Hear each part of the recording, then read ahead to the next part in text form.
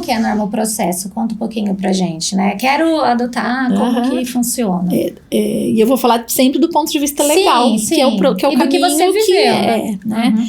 Então tem um curso incrível que eles fazem para preparar o casal para o processo de adoção, para tirar mitos, para tirar inclusive a romantização, a idealização que se faz de uma criança, né? Então isso foi um marco pra gente também. Então a gente começa com um processo em que preenche uma ficha, mudou já, agora tá mais eu tem acho aquela mais... ficha com todas, você tem que falar se você quer menino, menina. Dizem que é muito difícil preencher essa ficha. É difícil, mas eles deixam a gente muito à vontade. Isso que eu acho muito legal. A equipe que cuida do processo é incrível. Tem assistente social, psicólogo e tem um outro profissional lá, né? Então eles dão essa ficha pra gente preencher, pra decidir qual tipo de criança a gente quer. E a gente pode escolher tudo. Menino, menina, você pode escolher cor dos olhos. Se você quiser uma menina de olho azul. A idealização, né? E eles falam, se você quer isso, coloca isso. Não tem nenhum problema, ninguém vai ficar te julgando aqui pela sua escolha. Então, isso é muito bonito. Eles deixaram muito... É melhor você ser verdadeira com você, essa fala. É essa fala deles, né? Eles falaram, só que quanto mais especificações, mais vai demorar. Então, essa foi uma condição. Então, a gente pode escolher o que quiser. A cor da criança, a idade da criança. Se ela, inclusive, tem problemas de saúde, se ela não tem. Só que quanto mais perfeita a criança, né? E eles orientam isso. Eles são muito sinceros, assim. Olha, uma criança ideal, perfeita, ela vai estar numa situação de abandono ou de perda da paternidade. Eles colocam assim, não deixam a gente idealizando, tá? Então vamos querer uma menina de olhos azuis e vai ser logo que isso vai acontecer. Né? Então eles orientam o casal para entender como é que é esse processo. Como que é a sociedade, né? Normalmente quem que acaba ficando numa posição vulnerável. Né? É uma situação de vulnerabilidade a criança no processo de processo de adoção, de destituição familiar, né? Então, mas a gente fica muito à vontade, isso que é bom. Eles falam, ninguém vai julgar. Coloca, você preenche o papel e entrega, né? E aí entra pro processo. Mas antes, a gente faz esse curso, então, tem a visita social da assistente, ela vai até a nossa casa para ver. A gente, a entrevista com o psicólogo, eles separam o casal, então, junto os dois, fazem uma entrevista, né? Mas depois eles separam. Eu fui num dia, o Marcelo foi outro, pra ver se o casal tem uma sintonia. Porque às vezes é um desejo só da mulher, eles percebem que o homem não tá em sintonia, que ele tá sendo forçado. Quando chega essa criança, o que pode acontecer? E assim, o foco é sempre a criança, né? É cuidar da criança. A mãe quer muito, mas o futuro pai não quer, como é que vai ficar essa criança no processo?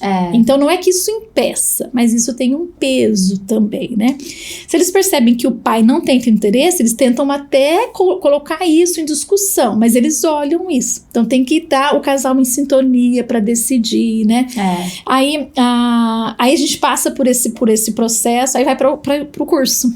É esse curso que eu te falei, que eles colocam assim, tiram toda a parte romântica, mas mudam muito o olhar que a gente... Lá nesse curso eu mudei muito o olhar em relação à mãe do bebê, a mãe biológica, né? Então eu tinha sempre uma ideia assim, essa mãe não quis o bebê, como é que é, né? Então abandona o bebê, não quer.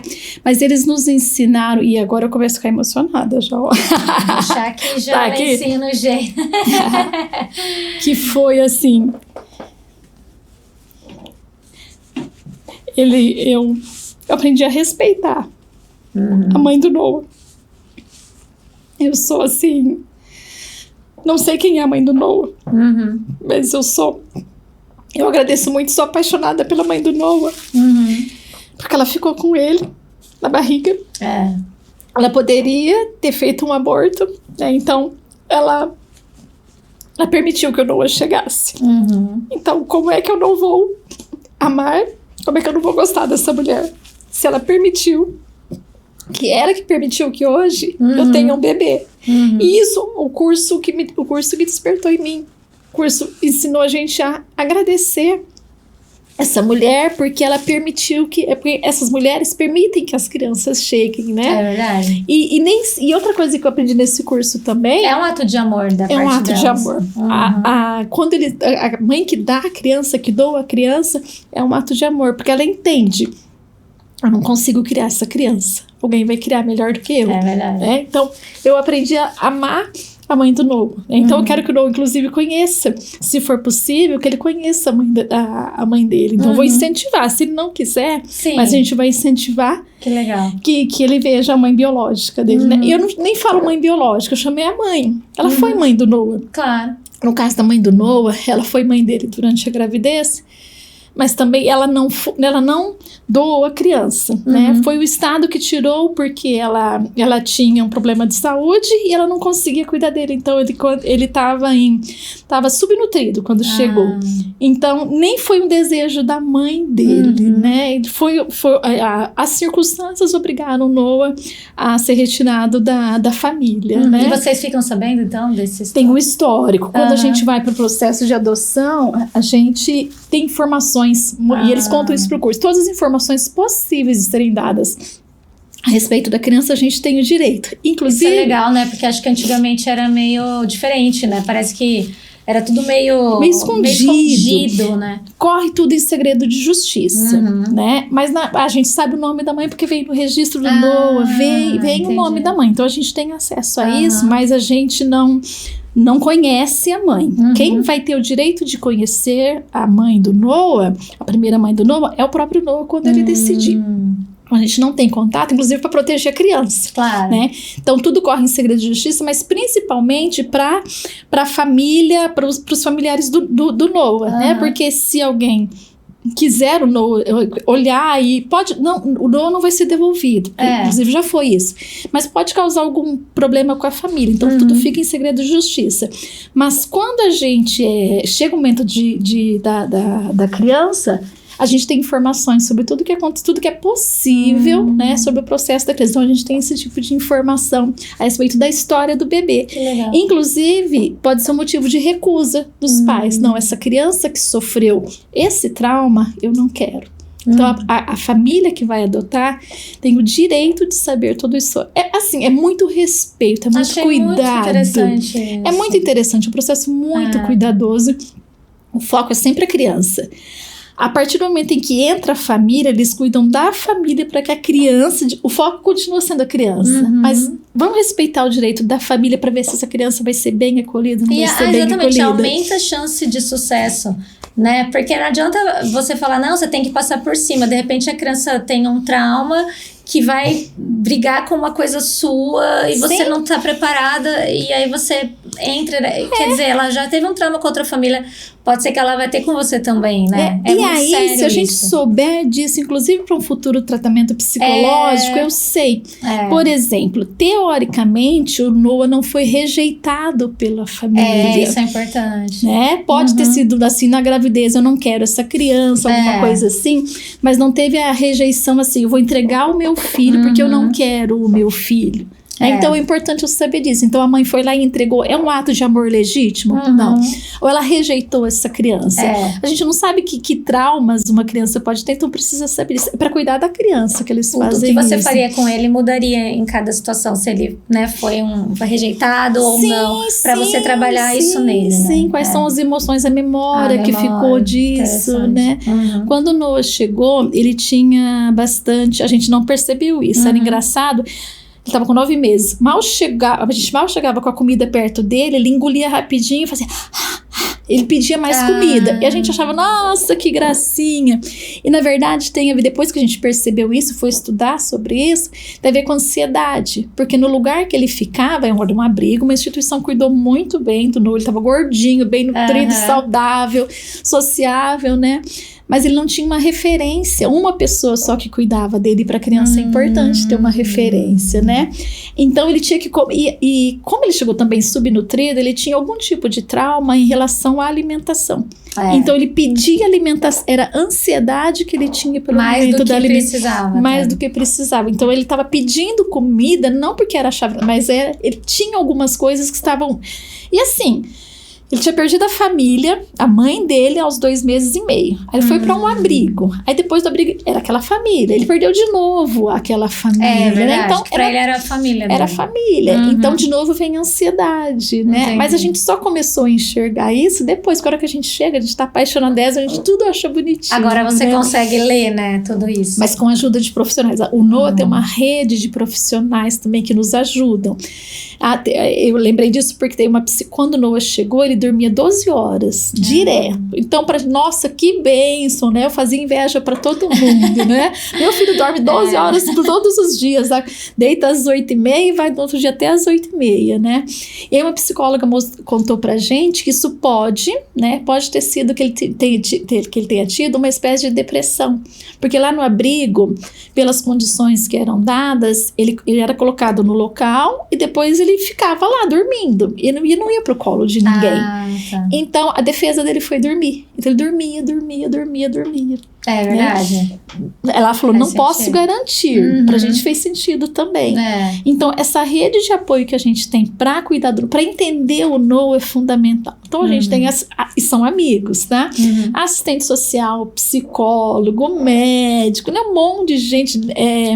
Uma rede mesmo. É uma rede, né? E foi muito importante pra gente, inclusive, decidir pela adoção do Noah, essa rede de proteção por conta do processo, do problema de saúde, né? Vou voltar um pouquinho, depois a gente chega nessa parte. Você estava falando exatamente do curso, porque acho que tem a ver exatamente com essa rede de apoio, né? Sim. Eles oferecem uma rede de apoio muito importante para a família, né? Para esse processo. Aí depois que a gente faz esse curso, é que a gente é aprovado, aí vem visita da psicóloga, visita da assistente social, aí a gente é aprovado. Aí isso leva quanto tempo, Norma? Assim, um curso? Na nossa época, 6 meses. Do dia o curso que... é longo. O processo. O processo. O curso são semanas, né? Agora o processo é longo, mas tem família hoje dizendo que dura 1 ano. Né? Mas foram 6 meses, aí a gente entrou na fila da adoção, aí é que aí entra para uma fila, né? E aí dependendo das características que você pede, vai demorar mais. E você não tem assim, você não tem como saber, é uma fila que você tá lá ou você fica acompanhando alguma coisa? Hoje tem como acompanhar, hoje tá online, dá para saber. Na época a gente até poderia acompanhar. Por mim, a gente acompanharia mais de próximo. O Marcelo, meu marido, não queria, porque fica nessa angústia. Porque você fica preso aqui, imagina, 7 anos ali, né, naquela... E assim, às vezes você tá na 20ª posição, né? Mas aí não segue uma fila muito certinha, porque às vezes vem um outro casal, né? Vem uma outra criança numa outra condição, né? No caso do Noah, por exemplo, por conta da questão de saúde dele e por outros motivos de organização também, 20 famílias foram consultadas antes da gente, né? E então pode acontecer, você tá numa posição da fila, mas aquela família não quis ou não pôde, então você vai passar na frente. Então, entendi. Não dá pra ter um controle. Não tem, né? Porque às vezes você é o próximo da fila, ou você é o 10º, mas você vai passando na frente de um monte de gente. Então, por mim, acompanharia, mas o Marcelo falando, não deixa quieto, a gente não foi atrás da informação, mas aí demorou. E aí depois, então, que vocês fizeram o processo, o que você foi fazer foi viver sua vida. Teoricamente, né? Teoricamente é assim que acontece, porque fica angústia. A ideia é que chegasse daqui a 6, 7 anos, 5 anos, assim... 6 anos, 7 anos era o limite. Mas a gente não viu. Porque ao mesmo tempo ainda havia o desejo da gravidez. A possibilidade da gravidez. É verdade. Então não tinha descartado a gravidez, né? E aí começam. E assim, não é maldade, mas é gente que torce por você. Falando assim, não, agora que você entrou pra fila da adoção, você vai engravidar. Porque você vai desencantar. Vai desencanar, né? Então agora você vai relaxar, você vai engravidar. Então a pressão da gravidez continuava. Né? E eu não tô falando que é maldade das pessoas. Eu desejo de que dê certo o seu plano. E são amigos, são pessoas queridas falando isso, né? Família, né? Falando isso. Mas tá tudo bem. Isso lógico, é parte. É parte. E eles encararam bem a proposta de adotar, né? Como foi? Isso eles cuidam também lá no curso, né? Eles pedem pra gente levar foto da família, né? Perguntam se a gente contou pra família como é que é. Então eles orientam até sobre isso pra não esconder. Um detalhe importante que eles orientam para não escolher da criança que ela passou por esse processo de adoção, porque se descobrir futuramente pode trazer muitos traumas. Então aí eles querem saber se a família gosta da ideia, se acolhe, né? E como lidar, como lidar com não isso, aceita, né? E aí eu tava lembrando, a mãe do Marcelo passou pelo processo de adoção, ela também era, né? E eu tava me lembrando essa semana de uma tia, né? A família da minha mãe, a filha mais nova, né? Então a irmã mais nova da minha mãe nasceu e logo a mãe faleceu. Então eles tiveram que doar também a criança porque o pai não tinha mais condição de ficar com a criança. Então tem as histórias de adoção dentro que a gente família, tem, né? Legal. Mas não foi isso que nos motivou. Depois que a gente foi sabendo dessas coisas, né? A motivação foi pela que na verdade é uma coisa muito presente, né? Se você for ver, depois a gente descobre. A gente descobre N casos de N tipos. Sim, né? Sim, porque o ser humano tem essa questão de acolher, né? Eu acho que de cuidar, e o ser humano não vive sozinho, então é meio que natural que isso se um processo de constituição de família também. Não é um processo biológico, mas é um outro processo também, né? Aí a gente passa por esse curso, então, entra na fila e começam, né? Aí você perguntou sobre fui viver a vida, né? Não, fui viver a angústia de não engravidar e da espera pela fila. Porque de repente, assim, daqui a um ano acontece um milagre aí e eles te ligam. Então a qualquer momento a gente qualquer ligação praticamente, né? Você fica e a gente passou por isso, tocar o telefone, porque a gente tinha o telefone fixo na época, né? Agora a gente não usa mais, mas era isso. Será que é adoção? Qualquer ligação diferente, uma voz, será que é o processo de adoção? Será que alguém tá ligando pra gente? E essa coisa de querer ser mãe, eu acho que é muito louco, porque como posso dizer, é uma coisa de dentro, assim, né? Quando a vontade vem, você não tem controle. É igual quando qualquer coisa que você quer muito, você começa a olhar muito pra aquilo, né? Você quer comprar um carro, você só vai ver carro. E imagina uma comparação idiota, mas é a mesma coisa. Você quer ter um filho, você só pensa nisso. Não, todas as minhas amigas engravidavam. Você só vê isso, só vê a gente grávida. Gente, pessoas que não queriam engravidar, engravidavam. Isso, mas eu quero, né? Tanto amor pra dar e tal, né? Porque é difícil esperar. E aí a gente via notícias de mães que jogavam o bebê no lixo. E eu não culpo essas mulheres, nem vou discutir isso aqui, mas acho que tem sempre uma explicação, contexto pra isso. Certeza, mas por que eu não engravidei? Cadê a justiça? Cadê a justiça divina? Eu ficava pensando, não tá errado isso daí, né? Então a gente fica nessa angústia. E não foi diferente, eu fiquei nessa angústia. Ou vai chegar o bebê ou vou engravidar. Então não foi calmo esse período, né? Aí quando finalmente ligou, depois de 2 anos, 3 anos, ligou do fórum, né? Que é o Fórum da Infância e Juventude, que cuida de todo esse processo. Ligava pra marcar entrevistas de novo, porque tinha vencido o tempo. Aí era aquela angústia. Aí né? você faz novas entrevistas. Faz de novo a entrevista para ver se continua na fila. Inclusive, você pode não ser aprovado. Por que pode ter acontecido nesse processo, né? Relacionamento do casal se desgastou, eles não estão mais afim, né? Ou a família não tem mais condição, inclusive condição financeira, né? Então, eles têm que reavaliar. Mas aí você continua na fila normalmente, né? Entendi. E aí a gente já estava indo pra terceira vez que ia ter. E aí, aquilo que eu te falei, da terceira vez a gente já ia desistir do processo, né? Então, assim, ele demorou, foi no último segundo mesmo. Inclusive, tem uma parte interessante dessa história.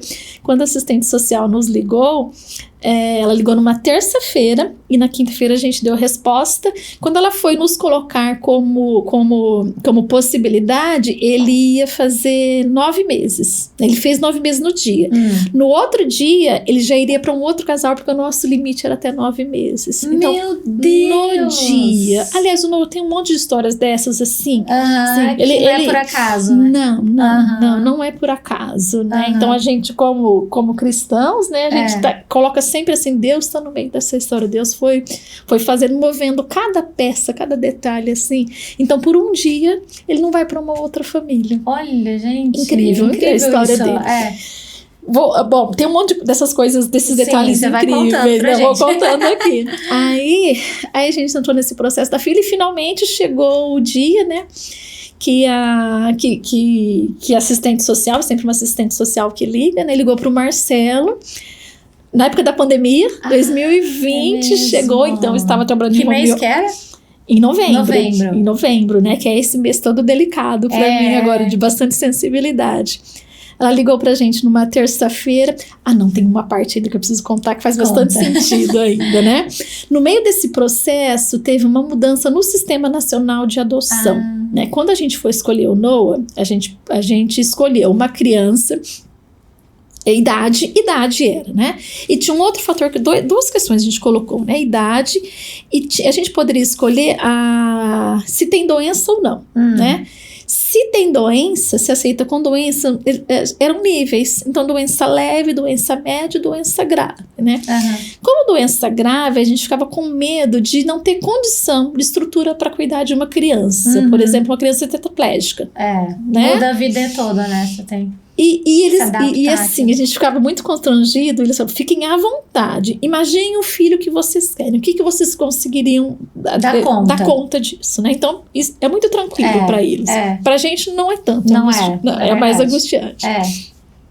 E eu ouvi a história também, tem uma amiga que falou que na primeira vez que ela foi, a criança que chegou para ela foi conhecer a criança e não deu certo ali no... não teve sinergia. Não teve. E então pode acontecer, eu tinha essa angústia também, né? Não, imagina, eu não vou e aí eu ficava pensando, como é que eu vou dizer que eu não gostei da criança? Como? Não tenho tanta coragem de falar isso, né? Então, é um processo dolorido, a gente passa por várias coisas, assim. Mas aí eu tava te contando do processo da escolha, né? E a gente colocou, então, que poderia ter doença leve, que é uma alergia, um pezinho torto, coisa simples, né? Colocou isso. Aí teve essa mudança do Cadastro Nacional de Adoção e acabou essa gradação. Então, ou é com doença ou sem doença. Então, você automaticamente estava na... Aí, sem doença, volta lá para aquela fila complexa, porque era uma criança perfeita, né? Então, por exemplo, uma criança que a mãe tinha sífilis, ela não viria para nós. E a gente sabe que é muito comum pelo tipo de... É comum que aconteça. Então, a nossa chance ia mais pra frente ainda, né? Então a gente colocou, mas na época não foi tão simples assim resolver. A revolta veio, né? Como assim? Só na minha vez que muda o cadastro de adoção. Tem uma palestra que eu já vi do cara que ele brinca disso, bem na minha vez, chama palestra. Caramba! É na sua vez que as coisas mudam. E aí a gente falou, como que eu vou saber uma doença grave? E a gente combinou, tá bom. Se não for uma doença grave, se for grave, a gente simplesmente coloca não vamos aceitar. E eles falam que isso pode acontecer. Porque vai vir pra você e você vai avaliar, né? Se você tá aberta ali pra aquilo, naquele momento. E aí eles falam, se não é a criança, se você não aceita essa condição, você vai voltar pra mesma posição da filha. Isso não é um problema. Passa a ser problema quando você recusa demais. Aí eles começam a olhar. Por que tá recusando tanto? Né? Então volta pra uma avaliação. Mas não é um problema recusar a criança. Mesmo que não tenha um problema. Mesmo que você olhe assim, não gosta dessa criança. Pode. Eles falam, pode, tá tudo bem. Eu acho que eles preferem isso do que a pessoa levar e depois começar a criar problema, né? Eles falam muito de devolver. Não existe devolver, é o seu filho. É seu não filho. Vai devolver, mas existe. Existe. Então eles cuidam muito disso. E é mais um trauma pra criança. Mais um trauma. Né? A criança com quem acontece isso, ela começa a testar os pais para ver até onde vai esse amor. Né? Então, aí o relacionamento fica bastante complicado. Então, eles deixam bem à vontade. Aí teve essa mudança, aí a revolta foi, mas vamos lá, vamos pegar uma criança. Quando a assistente social ligou na terça-feira para contar pra gente, olha, tem um menino, né, tá nessa situação, falou a idade, não sei, falou tudo, e aí o complicador, ele é portador de HIV. Aí que veio o complicador, né? De imediato, quando foi o Marcelo que recebeu o telefonema, ele tava em home office, estava em casa, e ele também estava em casa. Aí logo você percebeu que ele estava conversando... Não, eu tava lá no escritório, em casa, aí ele foi lá contar pra mim. E a minha reação foi, não, imagina, a criança com HIV vai morrer logo, eu não quero. Outra, assim, fonte de preconceitos que a gente tem a respeito disso, né? Que a gente desconhece. A gente acaba evoluindo numa situação dessa, né? Como muito, né? Não, e o Marcelo também, não, vai morrer logo, a gente não tem condição, vai gastar muito com essa criança, então vamos falar não, né? Mas o coração não deu conta do não, né? A gente começou a pensar se aceitava ou não, né? Aí a gente começou a montar a rede de apoio, hoje a atual rede de apoio do NOA, né? Então a gente foi conversar com os pastores da nossa igreja sobre isso, né? Você não precisa responder na hora, eles te dão Não, 2 dias. 2 dias. Só 2 dias. Menina, como assim? Angustiante, uma decisão, né? Importante. Não era tempo suficiente, não dava, mas era o que a gente tinha, 2 dias para resolver, né? Aí eles começaram a falar, por que essa história, por que essa criança tá vindo para você? Entenderam, acolheram a nossa angústia, né? Mas falaram, por que veio essa criança para vocês? O que tá acontecendo, né? Pensem sobre isso, né? Aí, como eu tava na faculdade de medicina, eu conversei com a coordenadora, minha amiga, uma pessoa linda, uma pessoa incrível, uma das inspirações para mim. E ela jogou a pergunta que, assim, me fisgou. Qual é a família ideal para cuidar desse bebê? Eu falei... Chamando a chincha. Chamou. Então, eu falo que ela, assim, foi um marco mesmo, porque como é que eu ia responder, assim, não, esse bebê... Pra onde vai esse bebê? Qual família é boa pra ele? Se o chamado veio pra mim...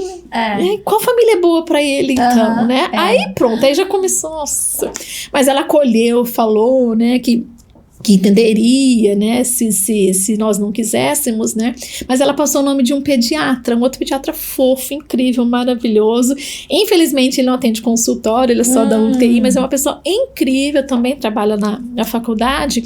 Ele deu uma aula incrível sobre cuidado de crianças com HIV. Que legal. E deixou muito claro pra gente que a gente daria conta perfeitamente de cuidar da criança. Que não é esse monstro, né? Que a gente faz às vezes imagem. Não. Que o SUS tem todo o tratamento, né? Não é na rede particular, então não precisava de um plano de saúde, porque o SUS dava toda assistência para criança, então que a gente teria plena condição de cuidar dessa criança. Então o coração já foi falando assim, bom, acho que vai dar. Aí esse pediatra brilhante passou, mas eu vou te passar o contato de uma infectologista, que ela lida com HIV daqui de Rio Preto desde sempre. Ele passou o contato que também bacana. dele. Então foi formando uma rede de cuidado de saúde. A gente precisa de informação. Precisa, né? E veja-se as coisas, eu estou numa faculdade de medicina com a formação em letras. Se eu não estivesse na faculdade de medicina... você não ia ter 2 dias, você não ia conseguir resolver tanta coisa. Então, tá vendo como as coisas... o quebra-cabeça vai fechando, a gente vai compreendendo isso só depois, né? Como sempre. Aí a gente tinha isso. Bom, a gente dá conta de cuidar de uma criança. E essa infectologista, a doutora Márcia, começou a perguntar pra gente como é que era o bebê. A gente começou a investigar. Mas enfim, vamos aceitar a criança, né? Isso vocês conseguiram definir. Sim. A gente vai dar conta de cuidar de uma criança com HIV.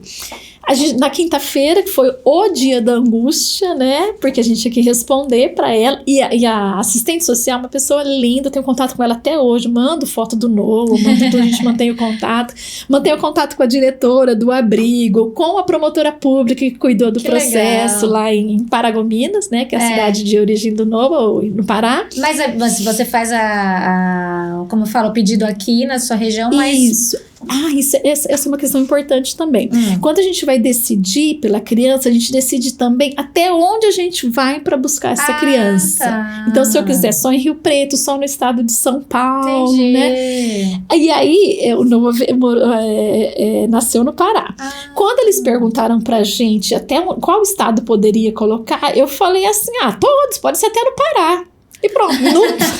E não foi que veio do Pará. Se soubesse, tinha falado que era aqui de Rio Preto, né? Mais tranquilo. E aí, então você escolhe. Porque aí tem a questão do financeiro. A família pode ir até lá. Verdade. Né? Então, isso é tudo muito respeitoso. É tudo muito cuidado. É redondinho o processo, né? Só demora. Mas o processo é muito bem feito. Porque também não tá no controle deles, né? Não tem como, né? Aí então a gente chegou a hora de decidir, né? E a assistente social falava assim: olha a foto pra você ver se vocês vão querer o bebê. Não, antes a gente decidir, não, porque depois se olha. E ela manda a foto antes, entendi. Não, depois que a gente decide que sim. Tá. Não, depois a decisão era sobre aceitar uma criança com HIV. Era a primeira resposta. Então não era, se olhasse a foto do bebê, já estava decidido. A gente tem ainda que responder. Tem que responder. Aí a gente respondeu que sim, né? Tava na hora de ver o bebê. E aí a gente se preparou pra ver a foto. Então, mas isso a gente combinou de ver a foto depois do almoço. De manhã, imagina. Aí veio a angústia. E se eu não gostar do bebê? Como é que eu vou contar pra ela que eu olhei pro bebê e não gostei? Assim, eu tinha medo que ele fosse feio. Entendeu? Porque aquela criança feia. Olhar e falar, não quero. Ai, e eu ia morrer de vergonha de falar isso, né? Mas a hora que eu vi a foto daquele bebê, ele é gordinho, ele sempre foi gordinho, fofinho, todo muito gostoso. E nós olhamos juntos a foto. Imagina, alegres os dois assim, né? Chorando. Imagina. Alegres e aí a gente contou pra ela que sim, né? Que a gente gostaria de conhecer. E aí começou o processo, né? Como é que faz? Aí a gente descobriu que, na verdade, ele não estava pronto pra adoção ainda, né? A assistente social sabia que ia dar certo, mas o processo formal não estava pronto ainda. Então, aí a destituição familiar não estava completa ainda, porque a mãe tinha desaparecido, né? Então, eles precisavam publicar não sei se no Diário Oficial, enfim, no jornal local, que o bebê estava sem a mãe, porque qualquer pessoa poderia... O que eles fazem? O cuidado que eles têm? Eles olham para a família da criança e veem que se alguém da família vai acolher, né? Então consultaram a avó do Noah, né? E aí ela já tinha, a mãe dele já tinha outros bebês, ela já estava com uma, não conseguia ficar com outra criança. O pai biológico do Noah também não deu certo de ficar. Então, nesse tempo, eles ficaram tentando alguém da família. Eles tentam ao máximo a família, né? Eles cuidam. Porque é família biológica. Então, eles cuidam disso, né? Mas como ela desapareceu, teve que fazer todo esse processo e o juiz estava inseguro ainda. Porque acontece, né? A mãe, de repente, voltar e querer a criança. Muito delicado. É muito delicado. Então, era angustiante, mas a gente viu o cuidado que eles tinham com a criança, né? Aí o Noah deveria ter se liberado oficialmente em março de 2021. Né? Era a previsão. Era a previsão porque é o normal, né? Mas o juiz, por conta do estado de saúde dele, HIV positivo, foi antecipando porque ele precisava de cuidados por conta do HIV, né? Se ele deixasse até março, o Noah não viria para nós, porque o prazo dele era até 13 de novembro. Então ele falou, puxa, agora que a gente conseguiu a família... Mas ele não sabia disso também. Então por isso que eu falo, o quebra-cabeça se fechando a hora, antecipou a destituição do poder familiar do Noah justamente pro período em que a gente queria. Foi encaixando tudo perfeitamente, né? Legal. Mas aí tinha que esperar, o juiz consultou o Ministério Público, para o Ministério Público dar o aval para ele destituir e deixar que a adoção acontecesse. Então a gente ficou mais um tempo ainda. Aí dia 18 de novembro, hoje é 18, não é isso? Hoje é, né? 18 de novembro foi exatamente o dia que marcou a audiência pra gente ir lá no Pará buscar o Noah. Então dia 2 de dezembro, dia 18 de novembro marcou para 2 de dezembro.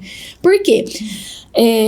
Era a época da pandemia, né? O normal seria que a gente se aproximasse do Noah, fosse visitar o Noah. Você já ouviu falar que leva pra casa, fica uma semana, não tem? Sim, né? Por conta da idade dele, bebê, e por conta da pandemia, então a gente já teve que ir lá, né? E aí quando a gente marcou essa audiência, o dia de audiência em que define se vai, não é assim, tá pronto o bebê. O juiz, naquela audiência, conversa de novo com o pai, conversou com o Marcelo separado, comigo separado. Conversou com a diretora da instituição, com todo mundo, para ver se o bebê estava pronto para adoção. Então, isso acontece na audiência. Só que antes a gente tem um jeito de conhecer o bebê. Né? E na pandemia, o normal é ir lá, olhar para o bebê, ver se você gosta, enfim, se tem, se realmente é isso que você quer, e volta para casa. Né? Só que estava na época da pandemia.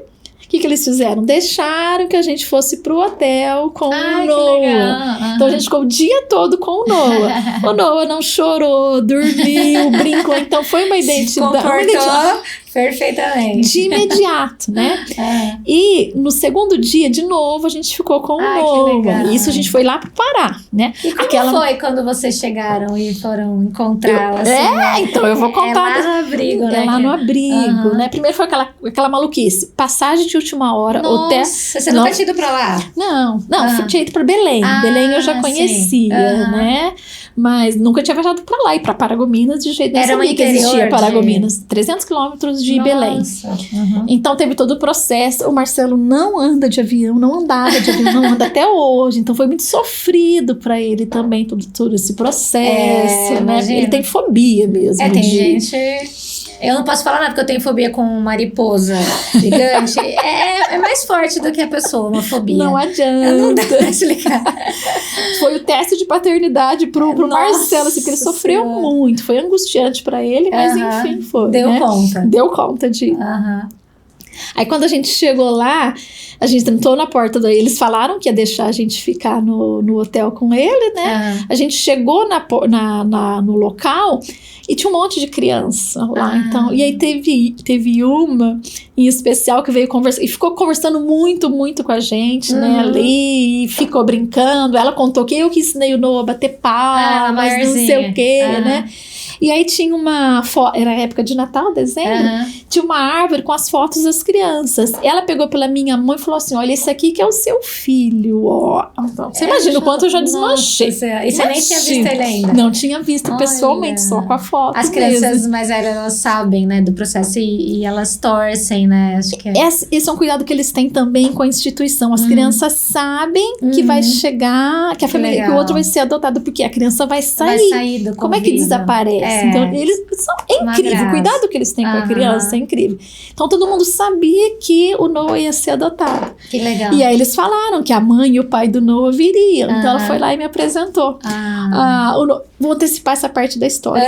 Tá? Essa menina que fez isso, agora em julho, eu tava na igreja. A gente tem muito relacionamento com a igreja, né? Aí, uma amiga lá da igreja veio contar que o filho dela adotou 2 meninas, né?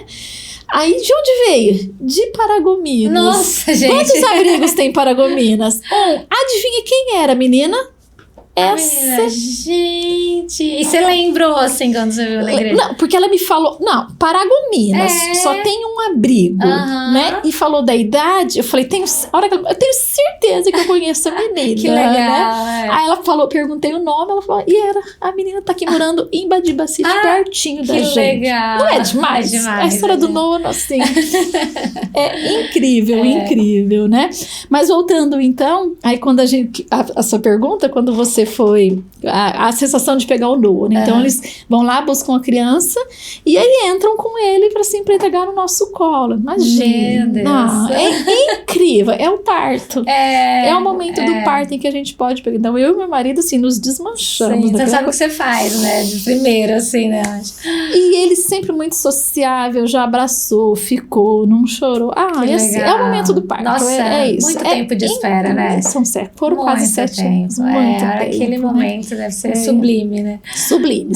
A hora que você pega no colo e fala, é meu, né? É nosso aquele bebê, né? E aí, a diretora do abrigo tem que dizer se o bebê tá pronto para a nova família, né? Psicóloga, todo mundo dizer. Quando a gente foi no segundo dia devolver o Noah no abrigo, né? Ele gostava muito da diretora, então ela dava os braços, ele já queria, né? Nesse dia, ele virou pra ela de costas e quis ficar abraçado com o Marcelo. Olha, que fofo. Coisa mais linda do mundo. Ele sentiu. No dia da audiência, ela falou, a defensora pública, perguntou se ela percebeu que era possível a formação do vínculo do bebê com a gente. Ela contou essa parte, já formou o vínculo. Que legal. A pessoa que era conhecida dele, que ele sempre se jogava nos braços, sorria, ele já deixou para filha, já transferiu para no segundo dia, ele já transferiu, já formou o vínculo no segundo dia, né? Pronto, foi assim. O que o juiz vai falar depois disso, né? Aí na quarta-feira nós fomos lá nesse processo, tem audiência com a defensora pública, com a promotora pública, né? Todo mundo ali envolvido, faz as entrevistas e a gente já sai lá com o processo de adoção. Mas aí você já leva o já leva o bebê, mas por conta... Como é bebê, o bebê não... É verdade, acho que essa questão de levar pra casa é quando é uma criança maior, né? Que aí volta, entrevista, né? Bebê é mais comum. Eles tinham pedido pra gente ficar mais prazo lá, era pra ficar por pelo menos uma semana lá, porque o bebê pode rejeitar inicialmente a família, né? Mas o dele, no terceiro dia já tava resolvido, tava tudo em ordem, já tava tudo fechado. E ele voltou de avião. Voltou de avião, com o Marcelo de novo em crise, com o avião, ficou bem, chorou, né? Claro, a criança sofre, né? E perdeu... Ficavam cerca de 20 crianças lá junto com ele. Então tinha muita gente. Era a família dele mesmo. Era a família, né? Aliás, eu acho que o Noah tem muita autonomia por conta dessa vivência que ele teve lá de crianças mais velhas, né? Então desenvolveu bastante.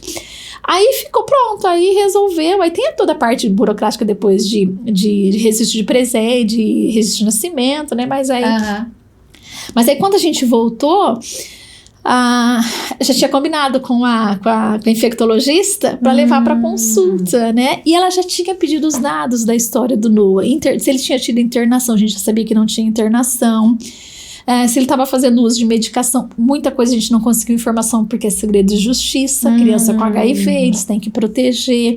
Mas pelas coisas que a gente conseguiu levantar, né, a gente sabia que ela era portadora de HIV, mas tinha sido cuidado logo, né? Parece que não tinha tido a transmissão vertical. Dessa informação a gente não tem certeza ainda, né? No momento, quando a mãe tem HIV, tem todo um processo para cuidar para que a criança não seja contaminada. Aqui em Rio Preto, esses dias teve uma premiação porque Rio Preto está completamente controlada a questão da transmissão da mãe para a criança. Não tem mais, não acontece mais. Entendi. Tá? Então, Rio Preto foi premiado pelo Ministério da Saúde, né?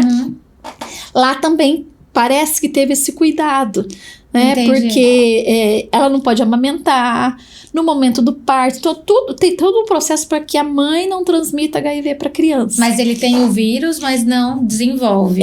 Mas do Noah a gente só tem certeza disso quando tá com 2 anos, que a gente confirma isso. Então a gente começou a perguntar, e aí vieram as informações, né? O primeiro teste dele já deu, às 4 meses deu negativo. Então, negativo para HIV. Fez um segundo teste, negativo também. Quando chegou aqui, a gente foi fazer o terceiro teste, negativo. Ela falou, é praticamente zero a possibilidade dele ter HIV. Aí a gente fez agora, com 2 anos, o último, ele não tem HIV, não tem. E por que acharam que tinha? Né? Por causa da mãe. A mãe tem. Entendi. A mãe, então, tem que colocar. A criança coloca como portadora de HIV. Entendi. Tem que colocar, é uma condição. Inclusive, para proteger a criança, o Noah teve vacinas a mais, tem toda uma rede de proteção que o SUS tem para cuidar, né? Mas olha só, se a gente não tivesse tido aquela mudança no Plano Nacional de Adoção, a gente não colocaria doença grave. E o Noah não viria pra gente de jeito nenhum. É mesmo, tá vendo? A gente reclamou à toa, né? Porque ficou brigando, né? Por que na minha vez? Tinha que ser nossa vez, porque uma criança portadora de HIV não chegaria porque é uma doença grave. É verdade, olha só.